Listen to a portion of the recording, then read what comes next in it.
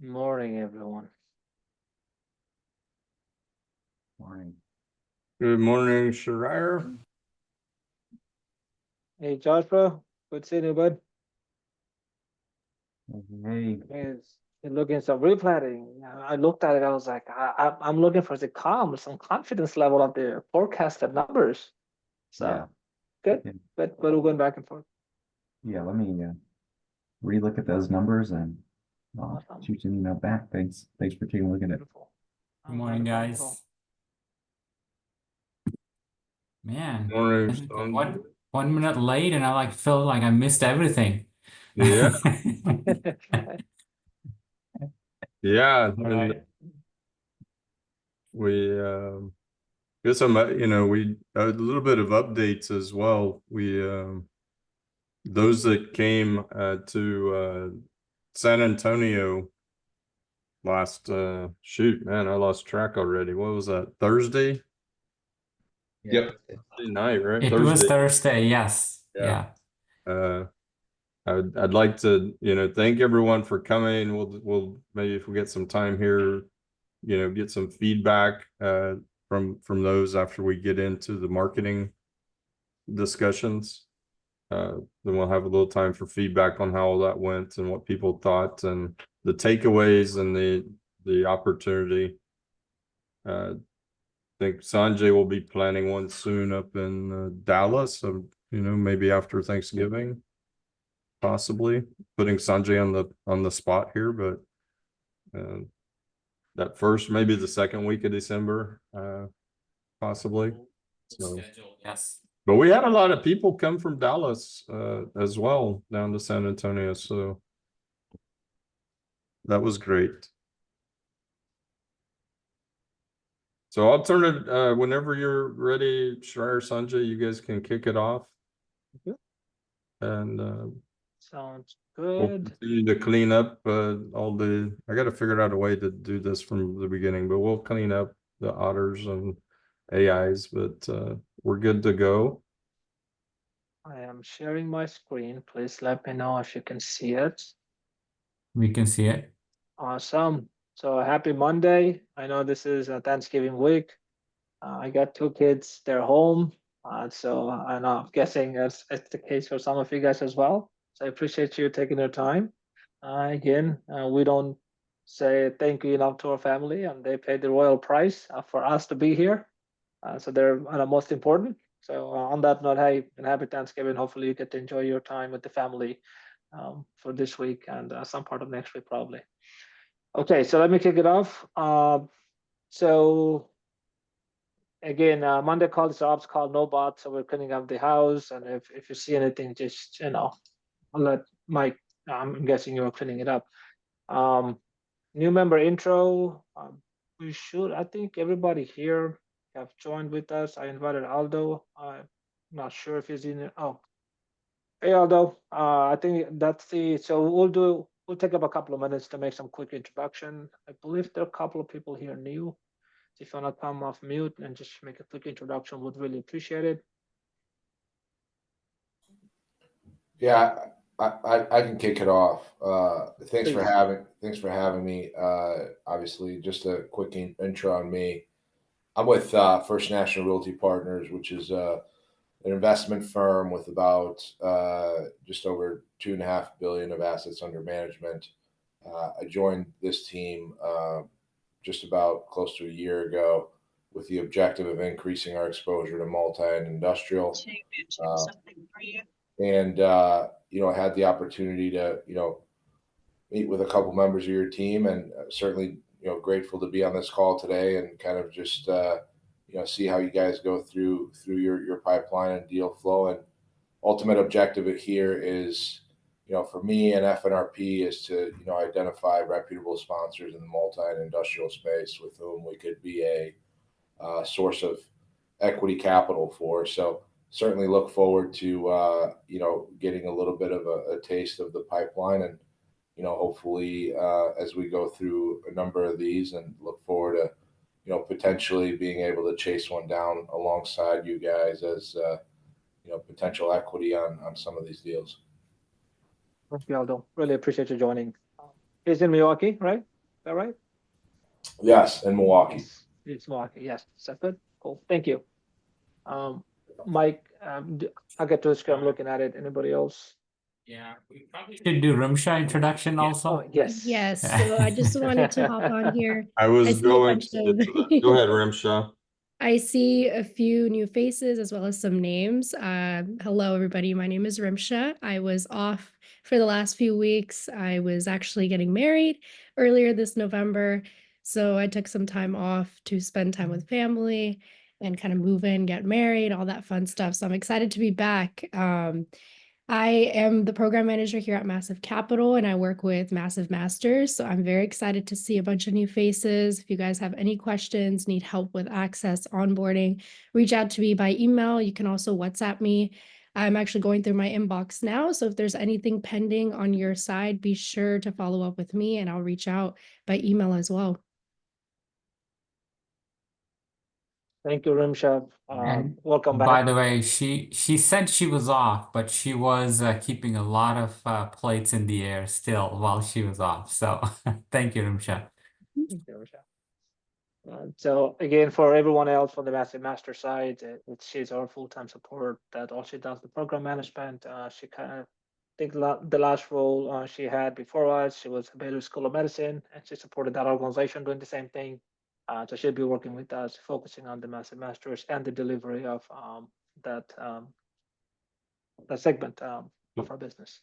Well, yeah, and many of y'all may not have met her, but you've been getting emails from her as well that, hey, I'm out of office getting married. So a lot of you already seen the name a lot. So now you know who that is. So Thank you. Okay, so let me get into the work. So it's the overall market update. As you guys know, we're looking at 2025 already. It's 24 is almost over, unless there's a high priority, something shows up close in 30 days.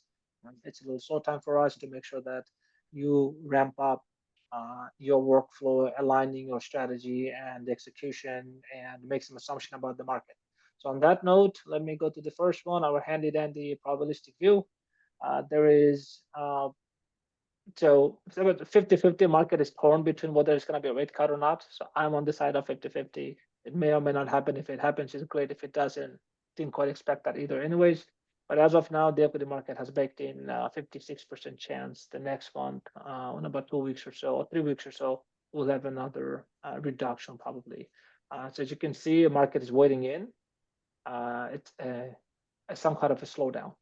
So that's where we at. So for this chart, it has been statistically correct for next 2.5 years that we have been measuring it.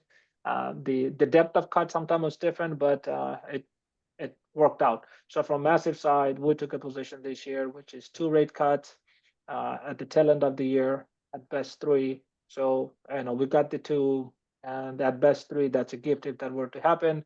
That's where we are at.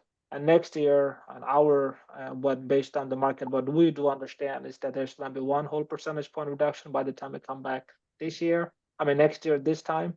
But that may not happen early on. That may not happen on the tail end of it, or they have to distribute that out. So there are a couple of things that we all have to go through for that one. So you can see the market, how they're pricing it as you go. So the biggest thing that we're looking at, as I was mentioning last week, we'll talk a little bit more about it.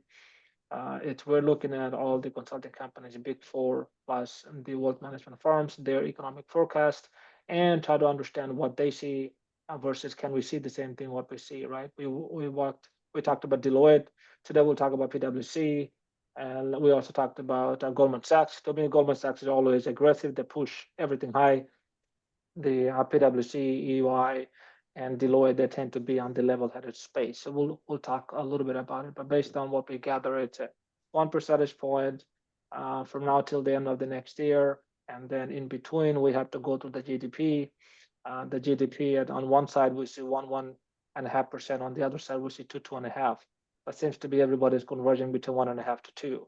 What we don't understand that from the GDP, one of the biggest segment is the government. As that optimization happen, how we're going to go through that flow. So it's an interesting time. So our position has been it's higher for longer, and the rate that we have, it's a version of that is going to be there. So if you're on the buy side, we can make the deal work, then we should go after it. And I'll talk about why we have been bullish on the deal making side. If we are on the side of selling, then you have to roll up your sleeves and you say two things you have to see. Number one, is it worth saving? Number two, we got to get to 26, no matter how we take a look at it. So from our portfolio side, we feel comfortable where we have, but on the seller side, you'll see the next section that I'll talk about. It's more of how the rate changes and how the Fed rate got impacted and the volatility of it. So we had at some point, or they had at some point, light in the tunnel, which is rate's going to drop, my treasury is going to drop, I can refi a lower rate.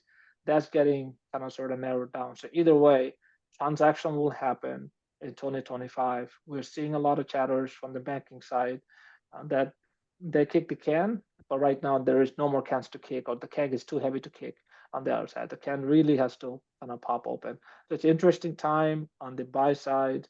Again, it's one of the best time to make deals happen because everything is tough. If you can make a deal on the toughest time, as markets, market eases, then we're gonna go right with the market as we go, right? So, so from underwriting side and our decision hierarchy, as you guys know, is the bridge first, then your agency.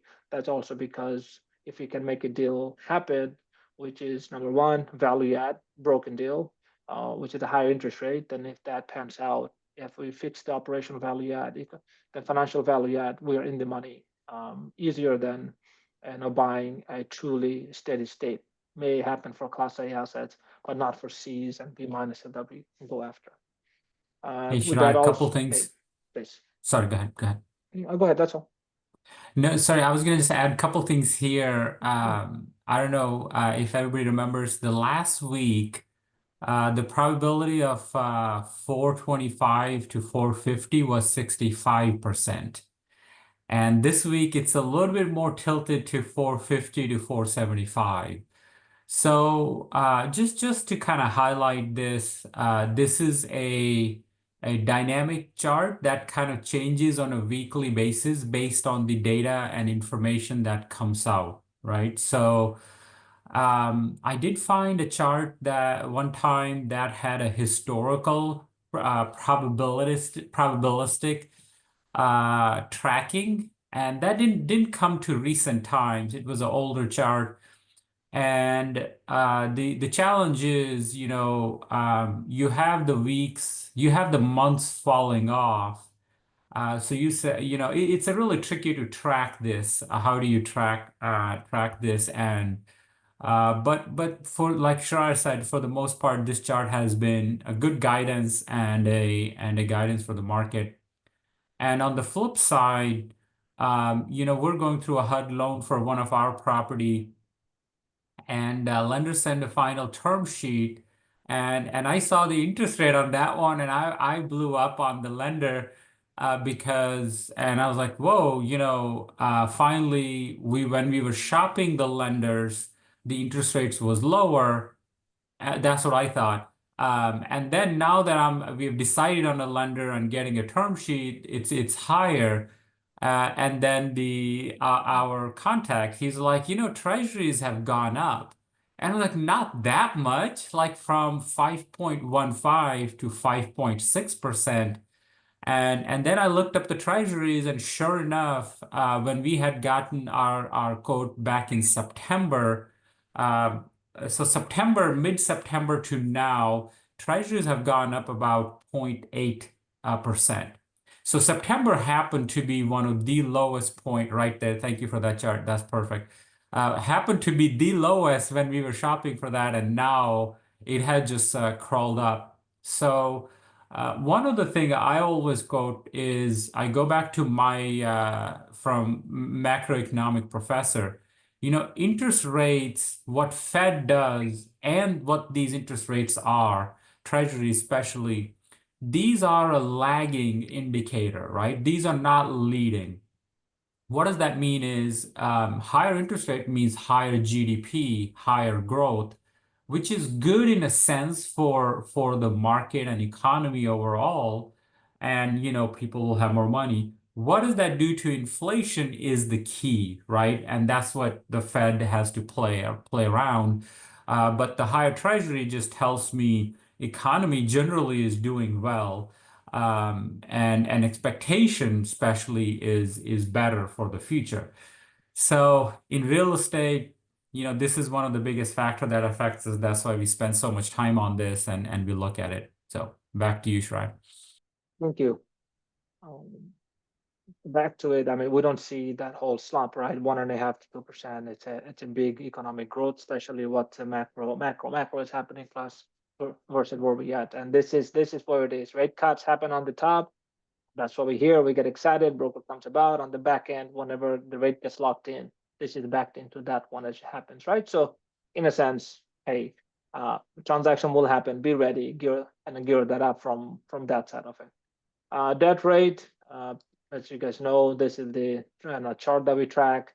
It's 5.8 all the way down to 8%, depending on where we at, what the market is, what the dynamics are, and what type of assets, right? So on that note, for all of you guys, we have 3 pre-negotiated lender relationships where we go. We negotiated that how lenders will make money already in the rate versus outside the rate, in the points now versus later. So we settled that. That way, any project that we do, it becomes a little bit more profitable project for us because we are forking up some of the profitability that is there inside the rate into the project. So that juice was worth squeezing, and we kind of talked to the lenders. So we have those relationships there.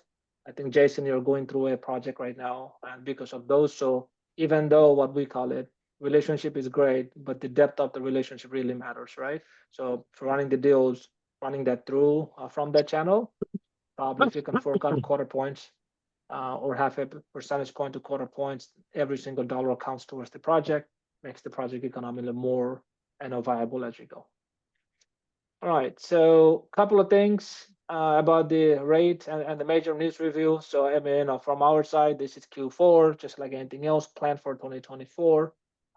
Don't wait, because by the time we decide to take an action and we get a result out of it, especially on the acquisitions side, it takes 3, 4, 5 months. A lot of folks are actively underwriting, taking a look at deals.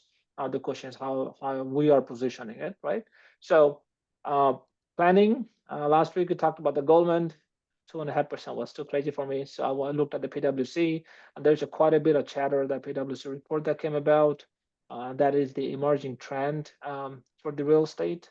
If you go to PwC, and they recently published that, and that this one was a talk of the town, I feel like, last couple of weeks.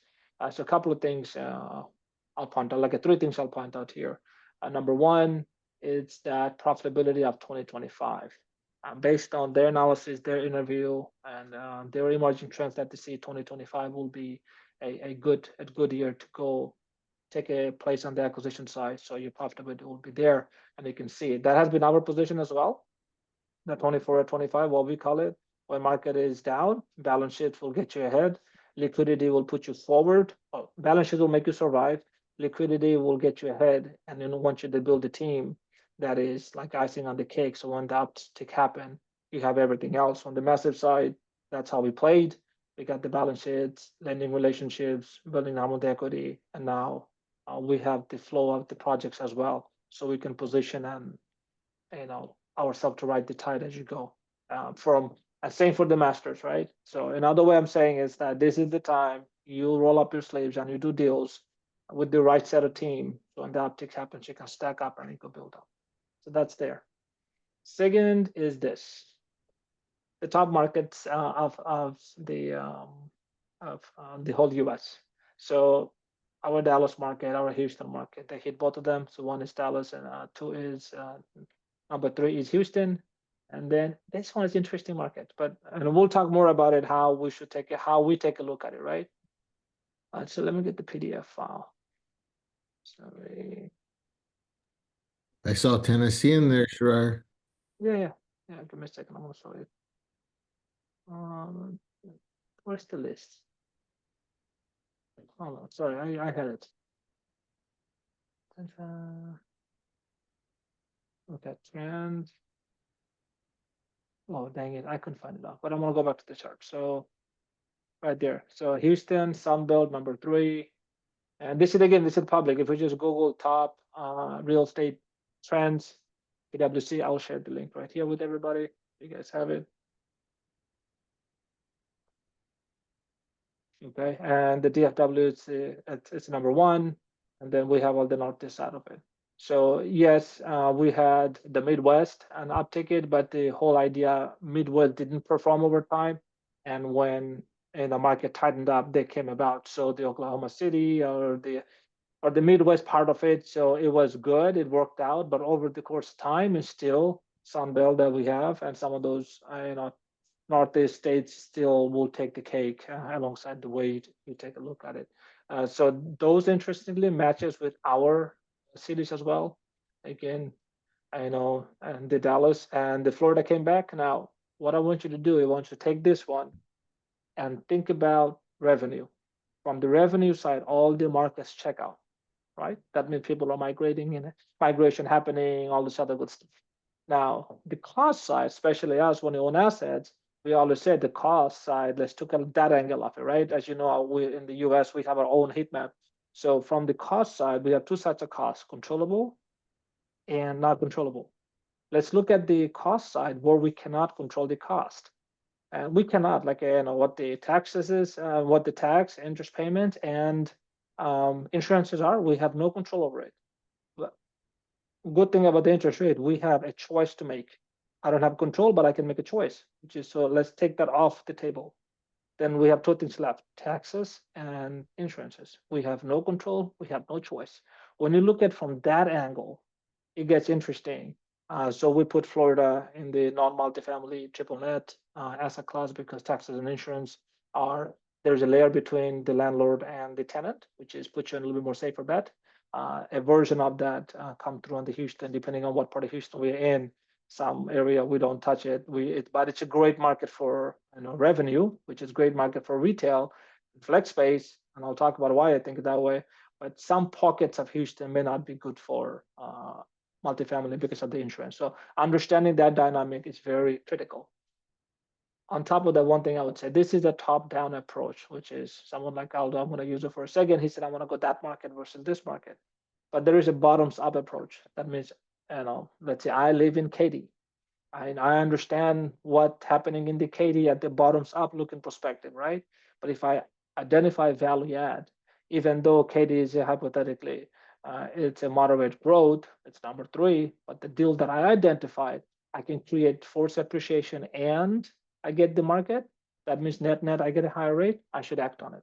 So long way of saying, even though you see the market, a lot of us, we are on this side, Colorado is a good market for us, and I'll talk about why.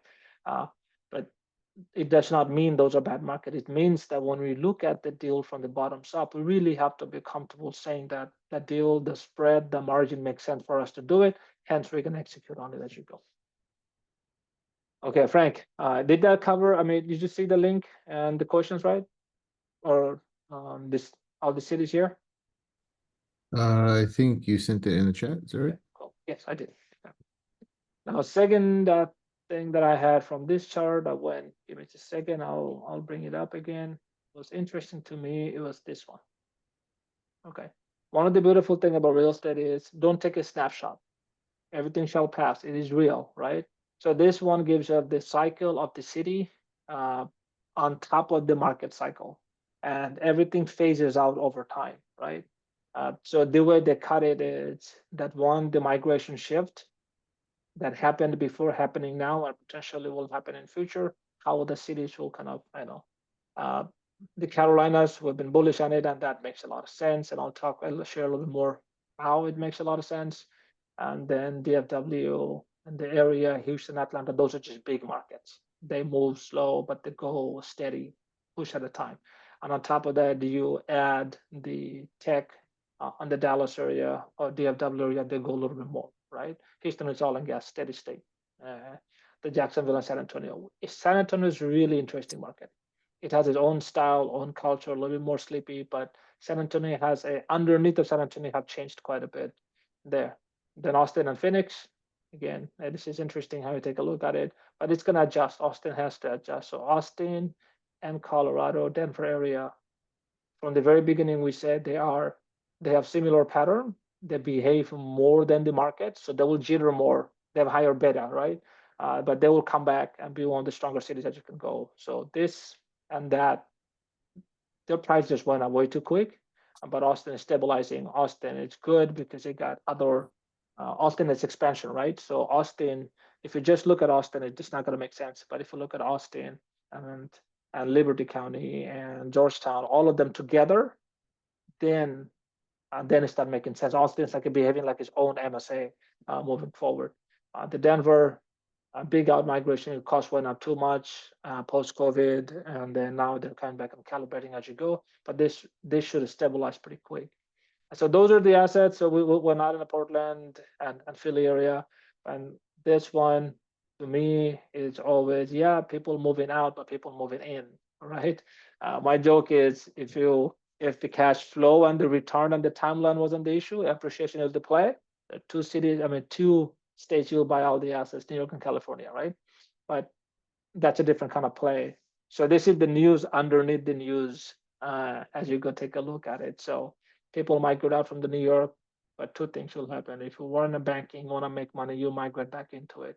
International migration is there, especially the middle class gets squeezed out to from New York. Same for the California, the middle class gets squeezed out to Texas and Florida. But guess what? If you really want to do a startup, you need to move to California, live in somebody's garage. Your likelihood of success will go up tremendously versus you're trying to do the same thing in Oklahoma, right?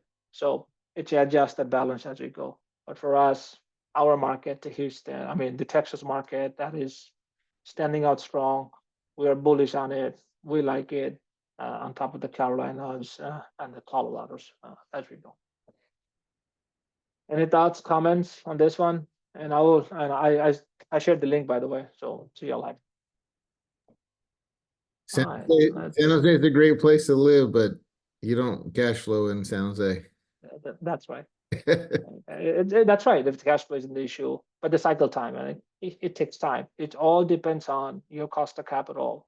It depends on what is it that you want out of your money, right?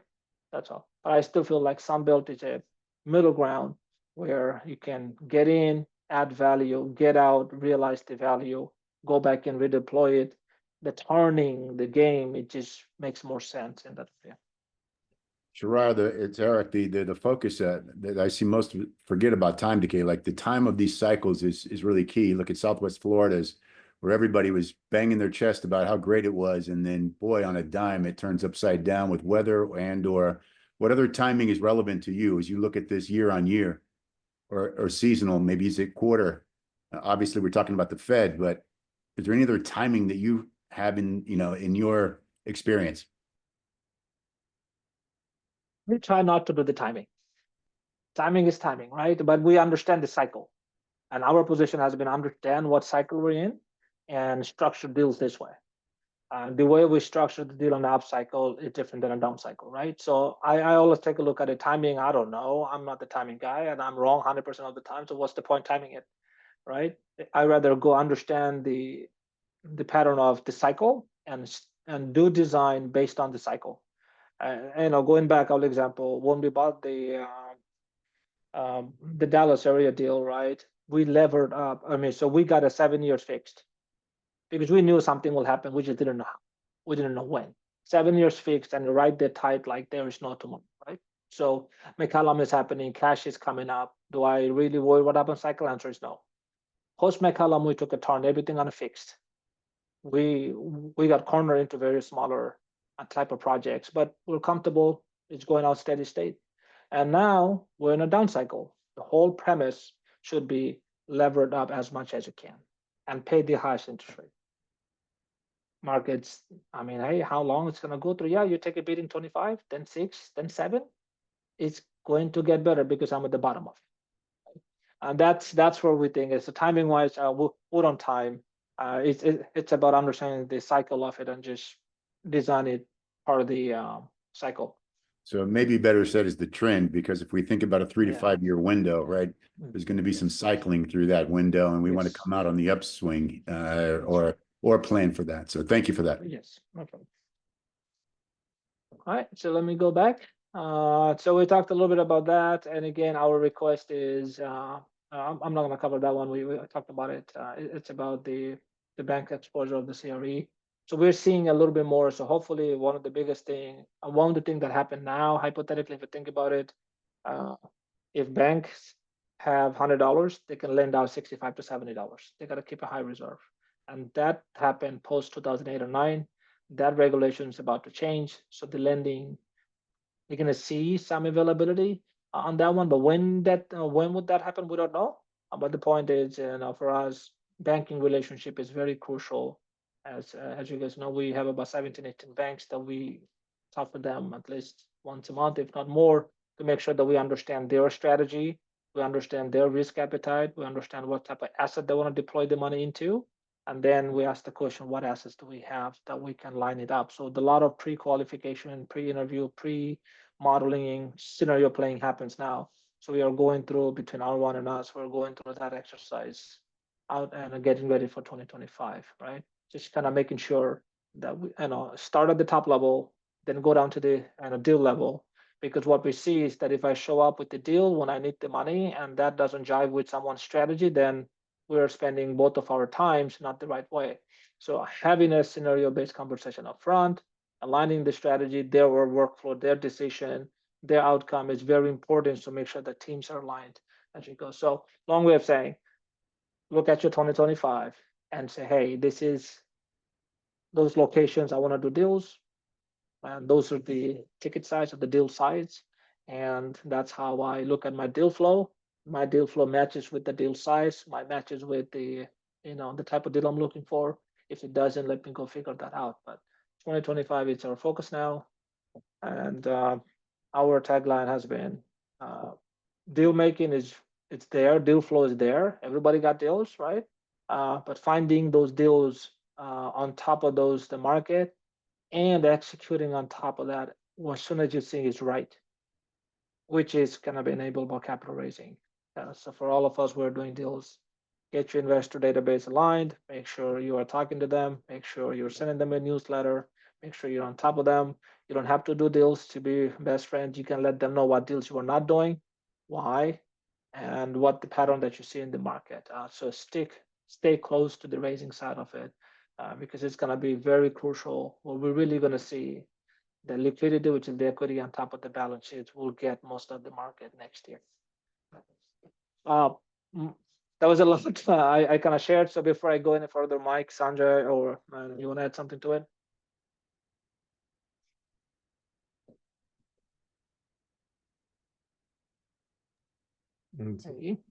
Yeah, no, this was great, and love the feedback from everybody else as well. And if anybody's got any questions here, let us go ahead and continue to ask them.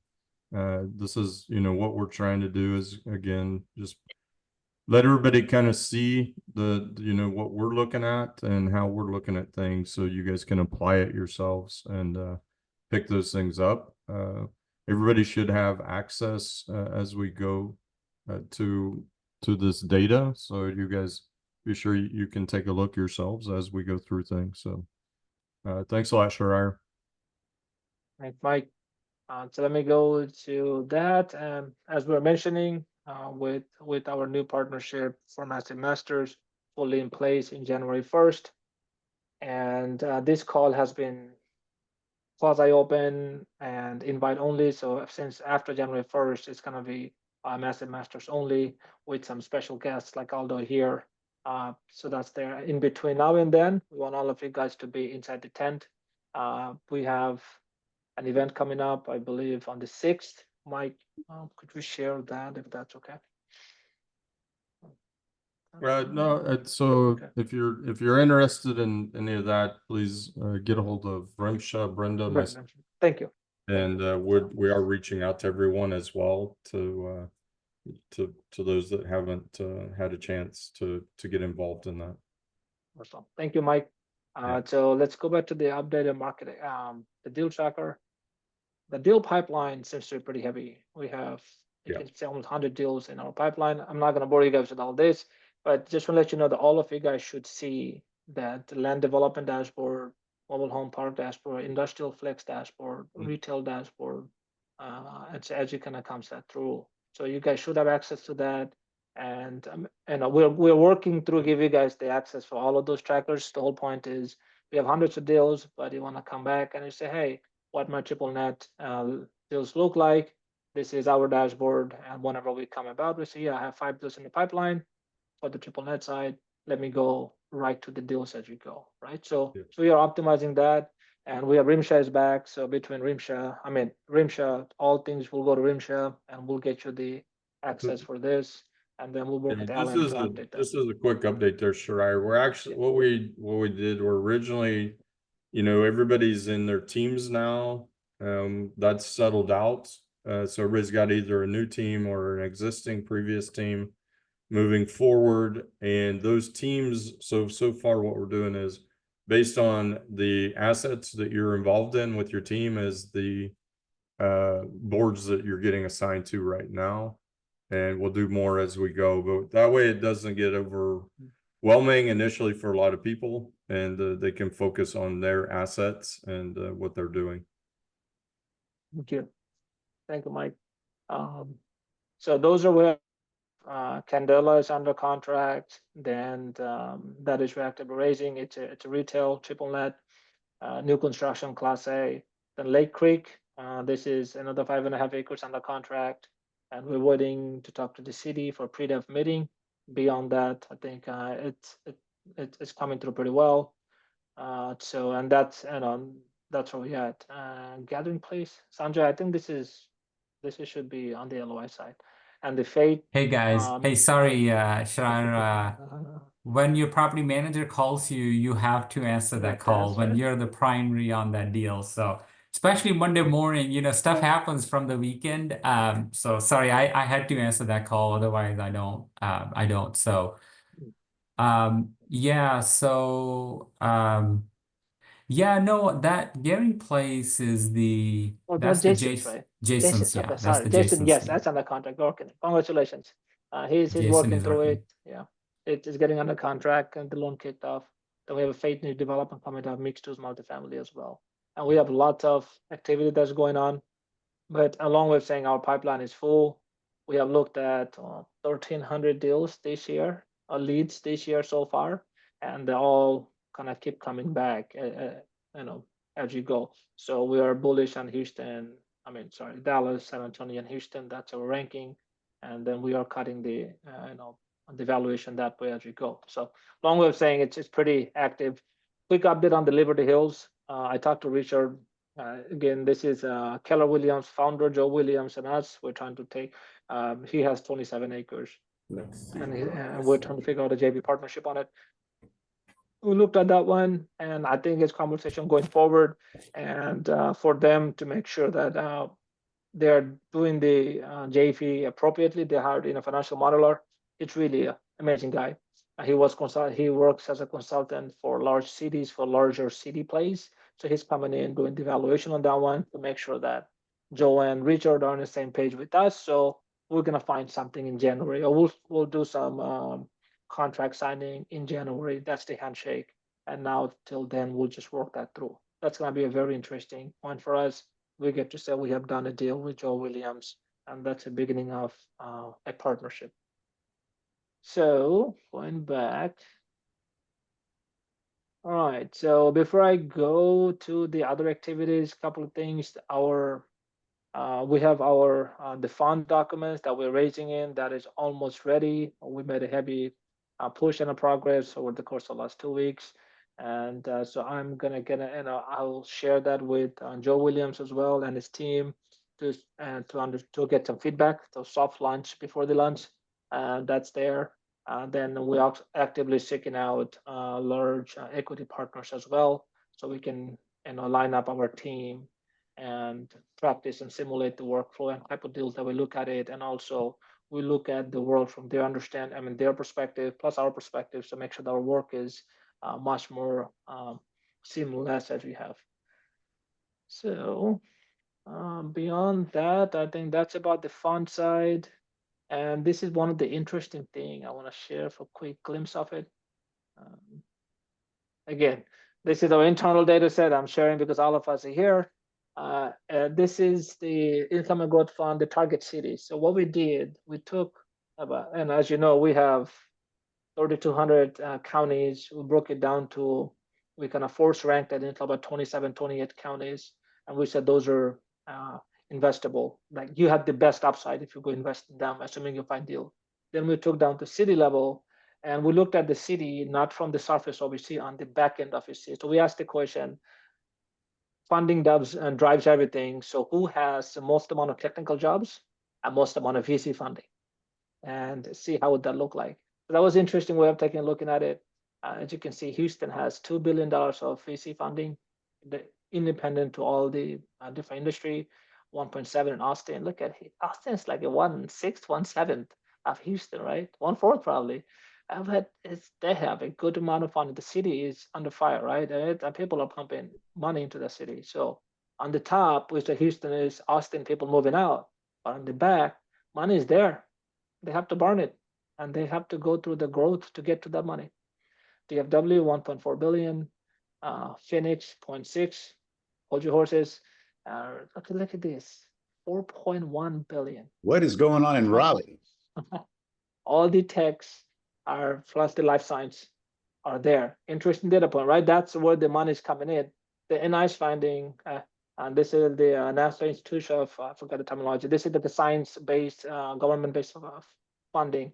Look at Phoenix, $250 million, the highest. Look, all right, it was interesting. As you take a look, but again, this is a very competitive market. You pay a leg for it. Should behave like Austin. Austin should behave, a characteristic like Denver for different reason. So you have proxies as you go through, and that's what we see. Now look at the last line. Forget about the job growth for a second. What we see on the economic side of it. 160,000 businesses in Houston alone. 230,000 businesses in the DFW alone, right?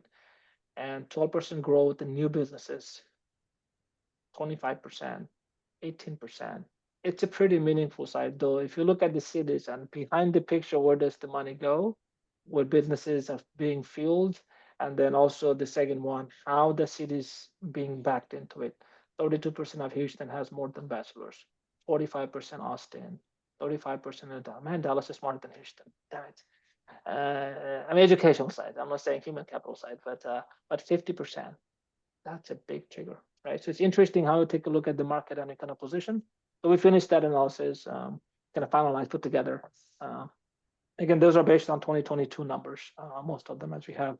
I could not find 23 and 24 to update that, but I thought I will share with you guys to see how many universities you have, how many jobs are being created, how many tech jobs, how many tech grads, all science, and it's all natural science. So it kind of trickles down how the city is. So when you look at the investment place, look at underneath the city as you kind of go, and it gets really interesting how we can drive some of our decisions as you go. Now, having said that, I want to reiterate one more time. This is the top down, right? This is the bigger money, 10 million, 50 million, $100 million of fund you want to deploy, go distribute that out. On the flip side, wherever we live, wherever we do our business, we have a special understanding about the local submarket, and we can play with it as well. 2, 4, 5, 10, $20 million, we can play comfortably, right? I will leave you with that. Why I say that. In the Houston market, when I started investing in Houston market, 2018, I could tell if I say everyone here where I went, you guys will be like, oh, nah, sure, no. But I made the most amount of money there because there was a technical gap, and we were able to realize the gap based on whatever the market have seen, right? And that's the idea here. Don't let this one say, let's all go, the Carolinas, just spread around, play from your strength, and there's plenty of deals to make. Okay.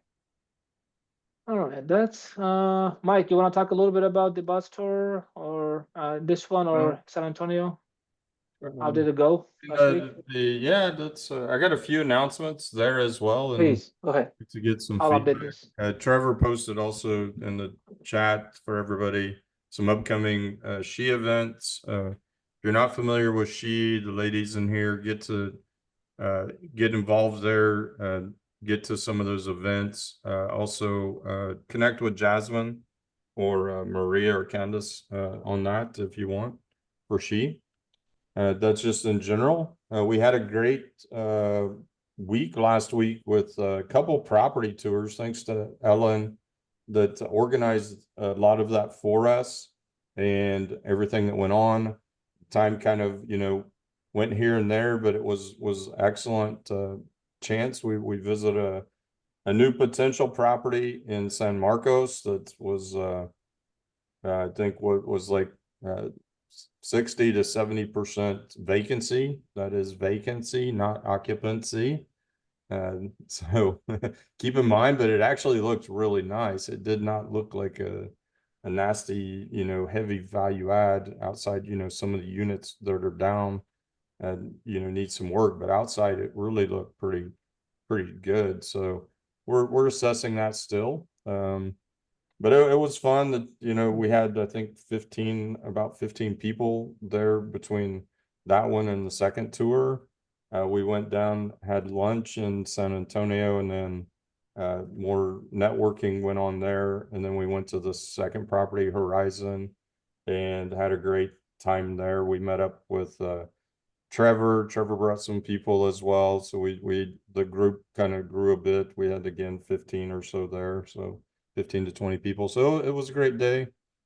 Appreciate everybody joining that. Anyone have a feedback they want to share that learning or something that wants to share something from that day of walking properties? I'm just going to quickly share. It'd been a while since I've been to Horizon, and I was super impressed with how it looked.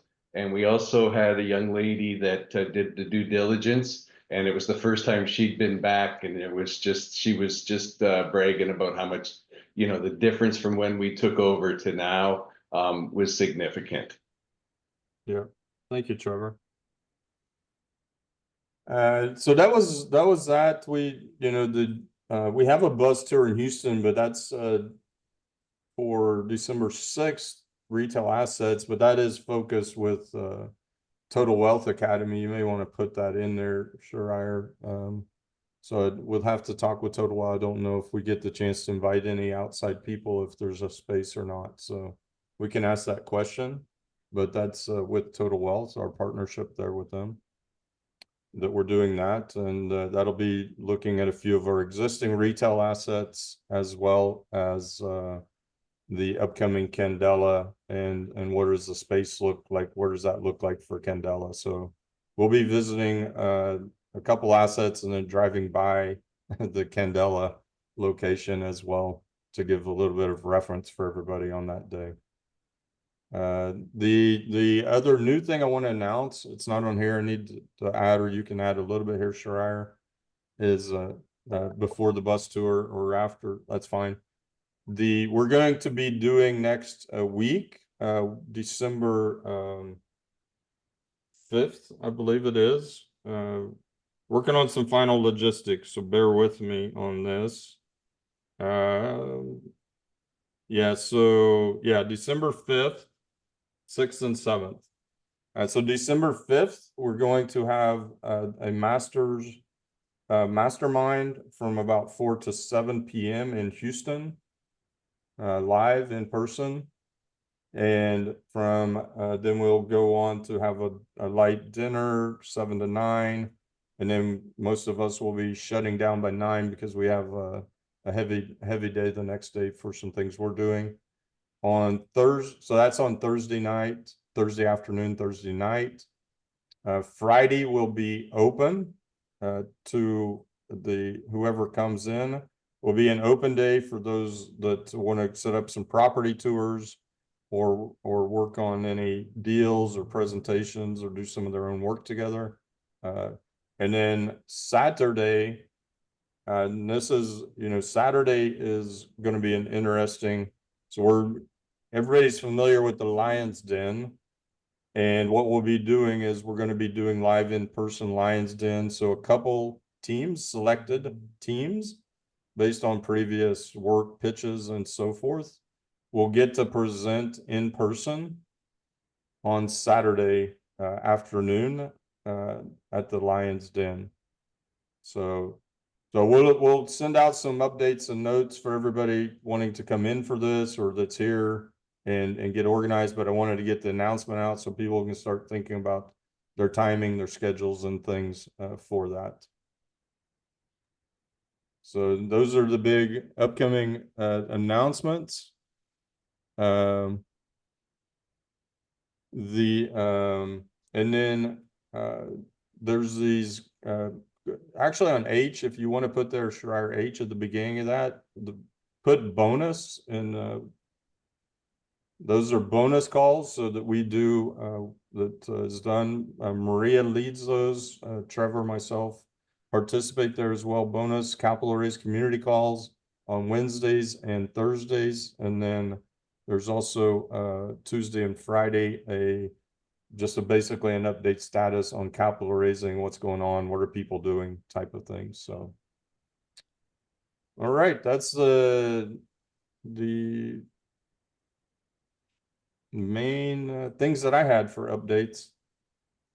Hope that was Appreciate it, clear Mike. to everybody, and I know there's probably a lot of questions.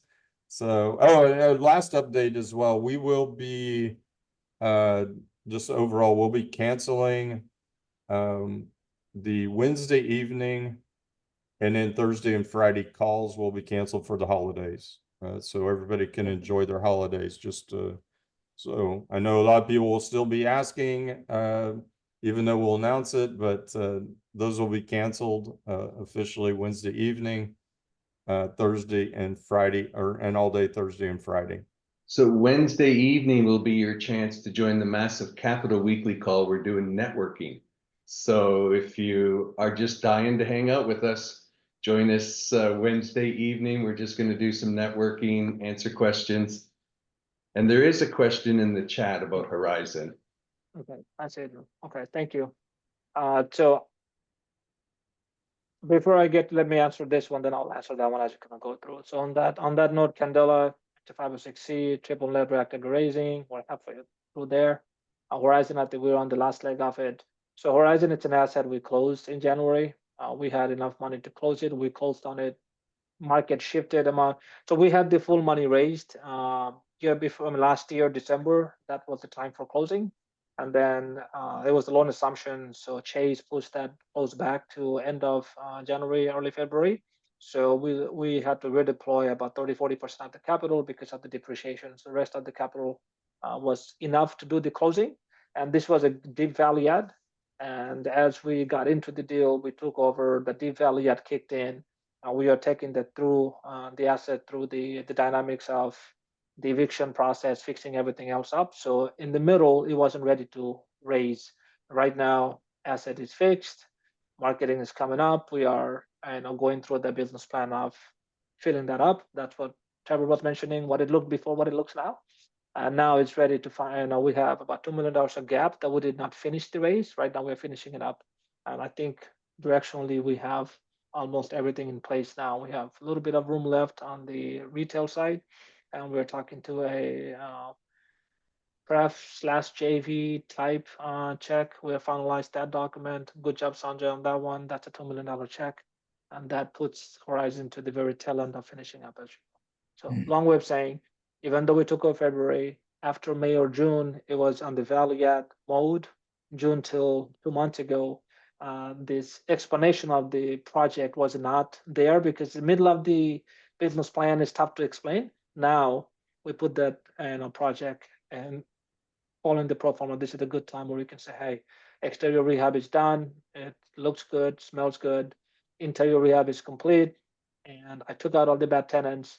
We're doing the marketing. Right now, we're going through the process of filling it up as you go. And we have, de-risk the acquisition, de-risk the capital, de-risk the, CapEx, capital investment. We have de-risked almost everything. The only risk is left right now as the customer intake. That's where we're going through the process. That's all right. Sanjay, do you have 2 minutes to quite briefly about the two multifamily went out? What was the specialty on those two?